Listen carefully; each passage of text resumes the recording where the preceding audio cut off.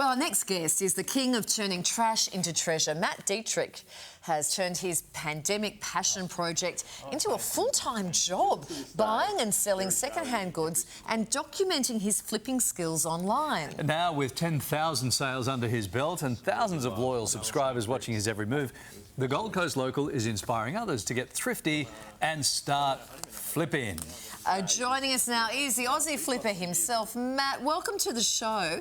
Hello, guys. How did this all start?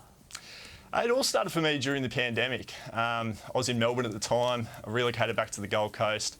Didn't know what I was going to jump into, and I did a bit of research. I wanted to stay in the sales world, which I'd been in previously. And I thought that e-commerce might be something that was, I guess, long-term still going to be viable. And I really wanted to work for myself, give something a go at the time. And I looked into online marketplaces that are the best in Australia, and it just so happened to be eBay. Spent a bit of time learning it, 18 months living with mum and dad to try and get my head around things, and before you know it, moved out of home 3.5 years later, was still doing it, and yeah, absolutely loving it. Matt, I'll contact you after the show. We can take this on offline, but do you have any crystal birds anywhere?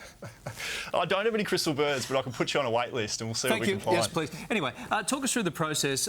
Where do you go and where do you find these items? Look, it's traditionally been, first of all, back when I first started, it was looking around the house for items just to get a bit of a gauge on what things can sell for. Right? You don't have to pay for it at that point. But then from there, once I got a little bit more confident, it was going out to places like flea markets, garage sales, thrift stores. A lot of good opportunity where people have got unwanted goods that are still worth quite a bit of money. They are pre-owned, but eBay is a pre-owned marketplace, and there is another buyer out there for it. So, you know, you're getting these items for $2, $3, $4 a piece, and you know, you can turn them over for some really, really good money. How do you know what products are actually going to sell? Because you might think, oh, wow, that's great, and then it's of no interest to anybody else. How do you know what's going to sell? Yeah, look, the beauty of eBay is that they've got an app that you can use when you're out and about, running around these thrift stores or garage sales, and you can type in the item that you've got your hands on, and you can actually see the sales history, and that'll let you know exactly what that item's going to go on to sell for, at least in recent times anyway.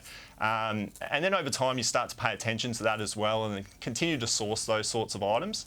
But it's a really, really good tool, and there's a few other apps that you can use as well, but that's probably the main one. Hey, what's bringing in the most cash at the moment? What's hot right now? I brought a couple of prezzies along for the show, guys. Some really good examples here. We've got some Pokemon cards, just the old school. Remember the old 1996 vintage Pokemon cards? They can turn over some really good money. We've got some video games. Video games of any console does really, really well. And then, believe it or not, guys, old school media like DVDs. I've got a bundle here of Packed to the Rafters, a complete TV set. That one as well can go for some really good money. Believe it or not. What would that be worth? The Packed to the Rafters set? $60. I reckon there'd be a few laying around here at 7, wouldn't there, Larry? Let's go searching. And we've got the Celebrity Splash set as well. Never touched. Never touched, never opened. Let's go through your top. Never sold. Let's go through your top 3 flips. This is the most profit, I guess, you've made from picking it up for next to nothing and then reselling it. A PlayStation game. Yeah. A PlayStation game, yeah. Michigan. Michigan was the video game on PlayStation 2. There it is there. Report from Hell. I picked this one up for $2 at a garage sale, and I actually didn't know the value of it until I did what I just mentioned there. I jumped onto eBay, looked up some prior sales, and I realised it was a $1,000 video game. Oh! And it actually sold in 2 days as well because it was so rare. You know, that doesn't happen all the time, but $2 into $1,000 was a pretty exciting day. Tell us about the Pokemon card.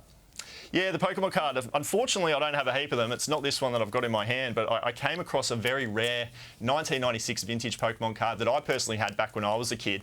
I sold it off as a kid back, 15 years ago for $2, but I got my luck again where I found it at a garage sale for $2, and that one went on to sell for $800.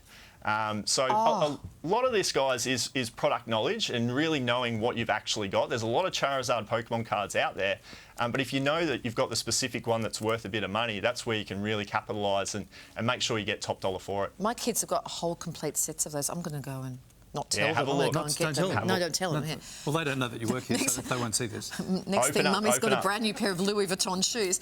A DVD box set earned big dollars. This is the Packed to the Rafters one or a different one? No, it is a different one. Again, I would love to have a bunch of copies of this because it sells for great money. Ice Road Truckers is the DVD box set. There it is there. What? Ice Road Truckers. Haven't actually seen the show myself, but Yeah, maybe I'll have to start watching it. But that one went for $400 as a box set. Can't you just like log onto some streaming service and see the whole thing? Why do you It's need not the same, Carl. Yeah, Kylie, what it is it's the collecting nature of having a physical copy of it, and people like to put that into their bookshelves, build up a collection of their favourite shows. DVDs are going to be slowly phased out. You're seeing them in retail markets slowly diminish, and therefore the pre-owned market like eBay in that category does very, very well. When we moved a few years ago now, we moved out of the family house. When the kids up and out, we downsized, and we just threw out boxes and boxes and boxes, all that stuff. Yeah, You're that's killing where I me here. capitalise. Yeah, That's where you're I killing me. capitalise. I come over to your place and buy it all. Your YouTube channel's going off. What advice do you have for others who want to sell online? Yeah, a couple of tips for anybody that might be interested in getting started. I think, as I touched on at the beginning, just to have a look around the house for items. We've all got stuff lying around the house we no longer need. You'd be absolutely surprised at how much money's is sitting around the house that you could be pocketing. Research your item as well. I use that eBay app. Download the app. It's a free service that eBay provides. Absolutely subscribe to the Aussie Flipper. I know that's a shameless plug, but I make videos every single week to try and educate you guys on how to do it. And finally, just be aware of your profit. You've obviously got cost of goods, you've got fees, you've got postage. You are running a business basically if you're trying to buy and sell online. So having a true, I guess, awareness of how much money you're actually making is pretty important And plus, too. we're going to keep all this crap. Yeah. Mate, That's also an important tune in consideration. tomorrow. If you see Kylie in Louis Vuitton runners, Sneakers. you'll know that she's snuck home and ripped the boys' Pokemon cards from under the bed. Good to talk to you.